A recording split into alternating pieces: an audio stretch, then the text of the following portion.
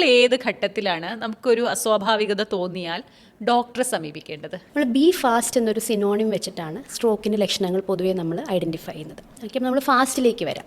Fast എന്ന് പറയുന്ന ആദ്യം ഫേസ്, പെട്ടെന്ന് മുഖത്തുണ്ടാകുന്ന കോട്ടം.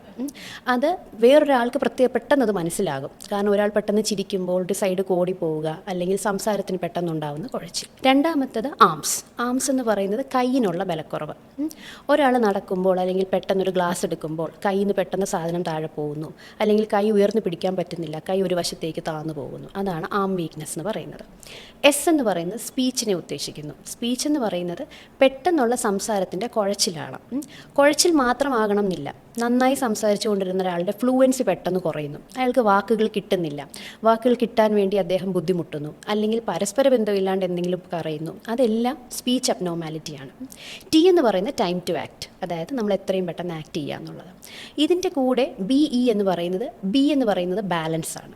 അതായത് പെട്ടെന്ന് നടക്കുമ്പോൾ ഉണ്ടാകുന്ന ഒരു അസ്വാഭാവികത. നമുക്ക് നടക്കുമ്പോൾ ഒരു സൈഡിലേക്ക് ചരിഞ്ഞു പോകുന്നു, നേരെ നിൽക്കാൻ പറ്റുന്നില്ല. എന്ന് പറയുന്നത് ആണ്.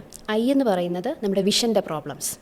പെട്ടെന്ന് നമുക്കൊരു ഭാഗം കാണാതെ വരിക, അല്ലെങ്കിൽ പെട്ടെന്ന് കാഴ്ച മങ്ങുക, രണ്ടായിട്ട് കാണുക, ഇതെല്ലാം കാഴ്ചയുടെ പ്രശ്നങ്ങളാണ്. അപ്പം ഇതിലേത് സിംറ്റവും ഒറ്റയ്ക്കോ അല്ലെങ്കിൽ ഇൻ കോമ്പിനേഷൻ ഒരുമിച്ചോ വന്നാലും നമ്മളിത് സ്ട്രോക്കാണ്.